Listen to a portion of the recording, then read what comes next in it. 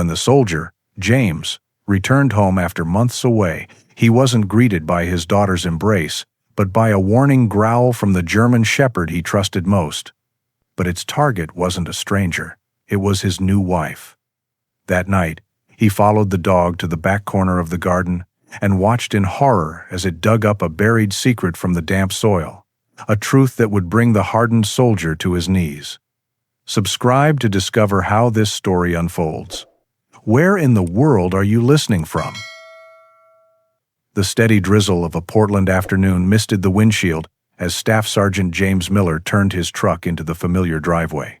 Months of dust and desert heat still seemed to cling to him, a stark contrast to the cool, damp air of Oregon. He was a tall man in his early 30s, with a soldier's disciplined posture that couldn't quite hide the weariness in his eyes. But as he killed the engine, a genuine smile finally broke through. He was home. He was home to Emily. The front door opened before he reached the porch, but it wasn't his daughter who greeted him. It was Diane, his wife of nearly 2 years.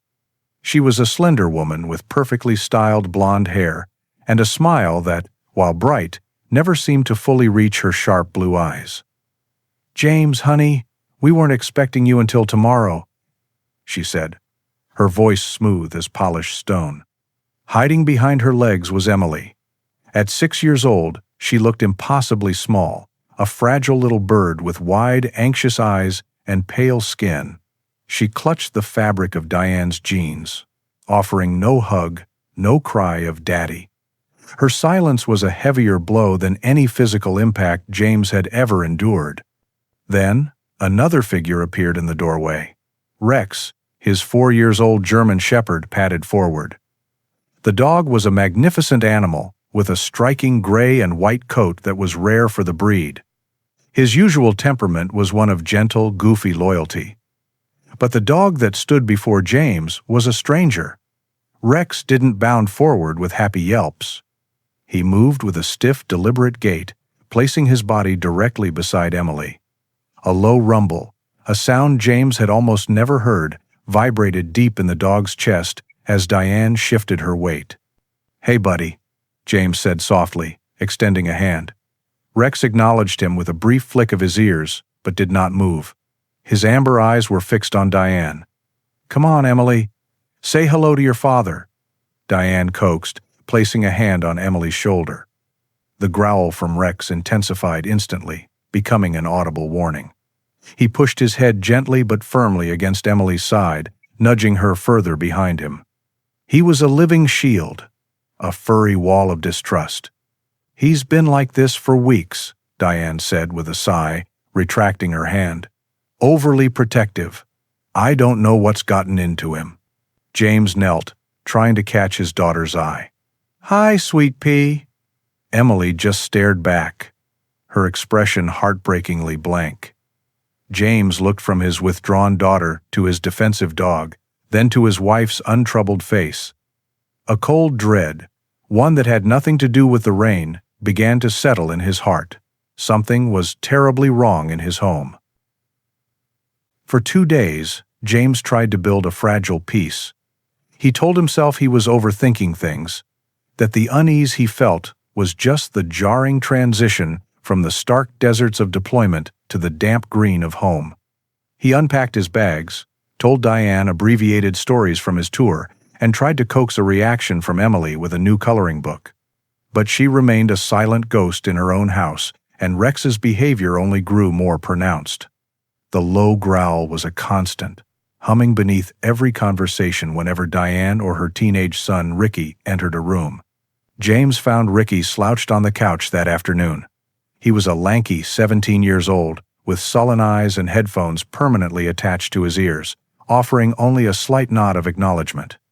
It was Rex's persistence that finally broke through James's denial. The dog refused to let him rest, nudging his hand with a wet nose, whining softly, and pacing to the back door. It was not a request to play. It was a summons. Finally, giving in, James slid the glass door open. The air was cool and smelled of wet earth and pine.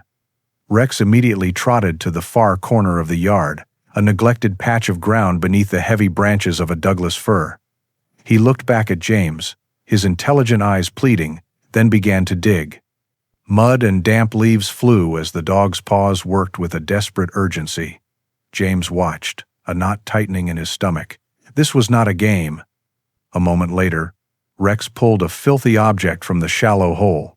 It was a teddy bear, or what was left of one. Its brown fur was matted with clay, one button eye was missing, and it looked like it had been there for weeks. James recognized it instantly. It was Barnaby, the bear Emily had slept with every night since she was a toddler. He took the ruined toy from Rex's mouth and carried it to the outdoor faucet, rinsing away the grime.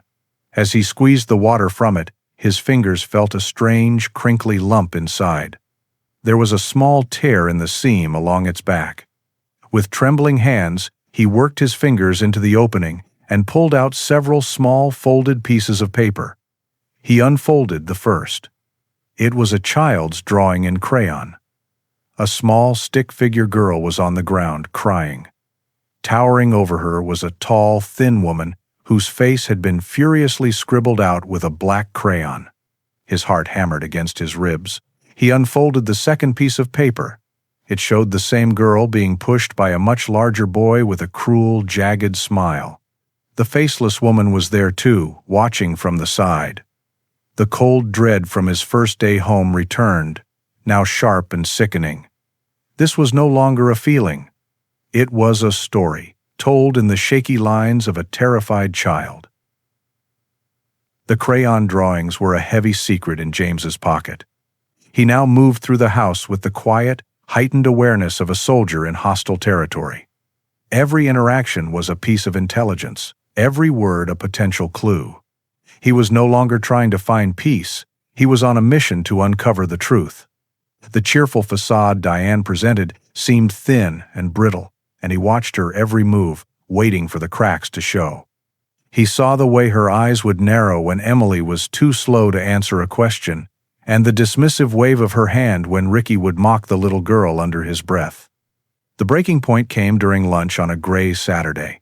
The four of them were seated at the kitchen table, the silence punctuated only by the clinking of forks and Ricky's occasional snort at something on his phone. Emily, small in her chair, reached for her glass of milk. As she did, Diane moved to clear a plate, her arm bumping Emily's elbow with a motion that was just a little too deliberate. The glass tipped, spilling a pool of white across the clean tile floor.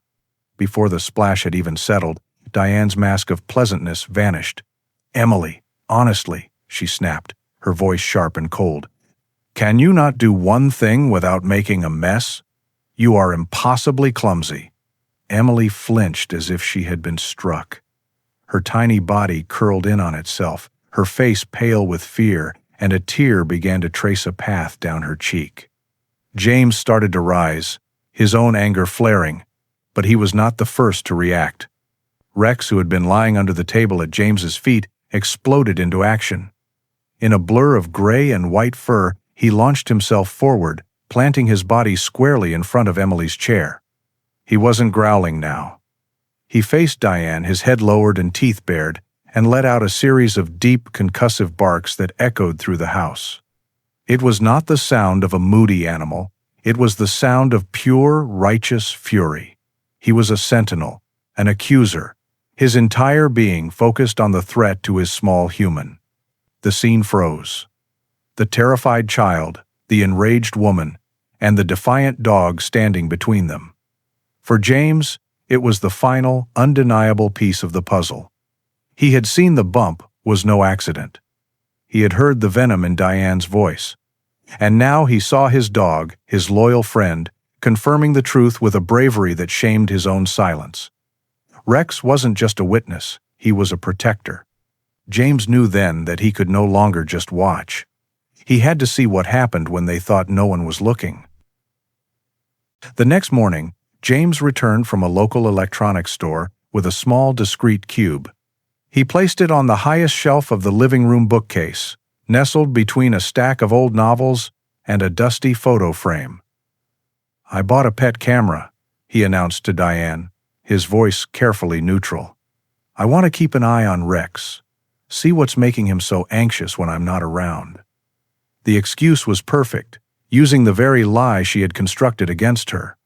Diane just shrugged, her expression unreadable, as she watched him plug it in. An hour later, James said he needed to run an errand at the base. He gave Emily a long hug, a silent promise that vibrated in his touch, and gave Rex a firm pat on the head, a gesture of command and trust. Then he walked out, closing the front door behind him. He did not go to the base. He drove his truck around the corner and parked on a quiet, tree-lined street. With his heart pounding a frantic rhythm against his ribs, he opened the camera's app on his phone. The screen flickered to life, showing his own living room. For 20 minutes, the scene was peaceful. Emily sat on the rug, listlessly turning the pages of a picture book, while Rex lay beside her, a steadfast, furry mountain. Then, the quiet was broken. Diane and Ricky entered the room. James leaned closer to his phone, his breath catching in his throat. "Still sitting there like a lump?" Diane's voice was a venomous whisper, completely stripped of its usual sweetness. "You'd think you would show some gratitude for the roof over your head." Ricky loomed over the little girl. "You know, if you ever tell your dad about our little talks, you'll make him leave for good," he sneered. "And then, who will protect you?" Emily didn't respond. She just seemed to shrink, her world reduced to the colorful pages of her book. But Rex reacted. He rose silently and pushed his body in front of Emily, creating a physical barrier. He didn't bark or growl, as if knowing it would only make things worse. Instead, he let out a low, mournful whine, a sound of pure, helpless sorrow. He was her guardian, her witness, sharing in her silent suffering. James sat in his truck, the gray light of the Portland sky feeling impossibly dark. His knuckles were white where he gripped the phone. The audio was clear, the video was undeniable. The camera, his unblinking eye, had been placed there because of his dog's love, and it had just shown him the absolute truth. He hit save recording, his face set like stone. His mission had changed. It was no longer about discovery. It was about justice. James did not go home. With the video saved and his resolve hardened into steel, he drove straight to the Portland Police Precinct. He sat with a calm, quiet officer, a man whose weary eyes had seen too much, and played the recording. He didn't need to add any explanation. The camera's unblinking eye had told the entire story. The officer made a call, his voice low and serious. The machine of justice had begun to turn. The intervention was quiet and swift, not loud and dramatic. A compassionate officer from Child Protective Services, a woman named Miss Albright, with kind eyes and a gentle voice, arrived at the house with 2 police officers. Faced with the undeniable video evidence, Diane's composure shattered and Ricky's sullen defiance evaporated into fear. They were held accountable for their cruelty. When Miss Albright gently led Emily out of the house and toward a new beginning, Rex walked beside the little girl, his body a familiar, comforting presence, a silent promise that she would never be alone again. The months that followed were a slow journey back to the light. The silence, in their now quiet house, was no longer heavy with fear, but soft with healing. Autumn gave way to a crisp, clear spring, and with it, something new began to bloom in Emily. They were in the Mount Hood National Forest, sunlight slanting through the towering pines and warming the forest floor. James sat on a plaid blanket, watching, a feeling of profound gratitude swelling in his chest. Before him was a scene he thought he had lost forever. Emily, his Emily, was running across a meadow, her face bright with joy. Her laughter, clear and bright as a bell, echoed in the clean mountain air, a sound more beautiful than any music. She threw a bright red ball, and Rex, her hero, bounded after it. He was no longer the tense, anxious guardian, but a joyful companion, his magnificent gray and white coat flashing in the sun. He retrieved the ball, trotted back, and dropped it at her feet, his tail wagging furiously. Emily threw her arms around his thick neck, burying her face in his fur in a gesture of pure love. James watched them, this little girl and her loyal protector, and felt a single tear trace a path down his cheek. They had found their Dawn, and it was a loyal dog, a silent witness who refused to stay silent, who had bravely led them out of the darkness and into the sun. Rex's story reminds us that the most powerful bonds are often the ones that need no words. True loyalty speaks through action, a silent promise to protect and to stay, no matter the cost. It is a language our animal companions speak fluently, a love that asks for nothing but gives everything in return. If this story of courage resonated with you, we would be so grateful if you would share it with others who understand this special bond. Your support helps these stories reach more hearts. Please consider subscribing, and we would love to read your own stories in the comments about the silent, four-legged hero in your life.